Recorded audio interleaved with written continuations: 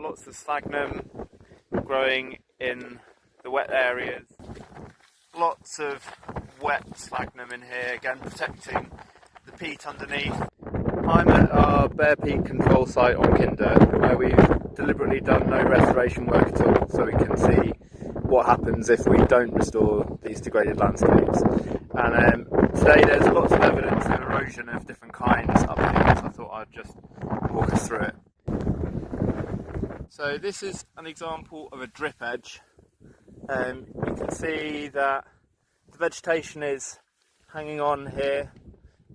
Water drips off the surface, lands on the peat here and erodes, and that erosion backs up behind it, so we've actually got a bit of a cavity under here, and that drip edge is going to carry on working its way backwards over time. Over here we've got a little example of where the peat is getting severely dried out in the summer, so you get this kind of flaking layering effect, and that's drying out in wind and evaporation evaporation from heat in the summer, so it's eroding that way as well. And then more recently, this kind of feature is from freeze thaw. So these are bits of peat that are freezing, expanding as they fill up with ice, and pushing up out of the peat mass, and these are now loose flakes of peat that are very vulnerable to blowing away in the wind or washing away in water, and that is why we have lots of bare peat here, because these processes are going on all the time.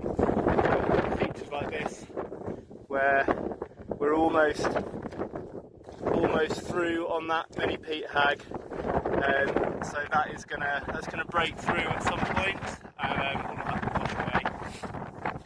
And this ultimately washes down into the stream channels, and then out of the catchment. So here we go down this stream, and when we get big rainfall events or big melt events, lots of this peat then washes down streams like this.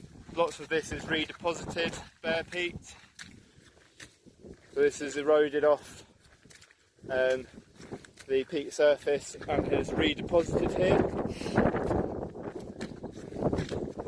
But lots of it is also flowing out. And here we get to where we're measuring stream flow, and a lot of peat has accumulated in this pool here.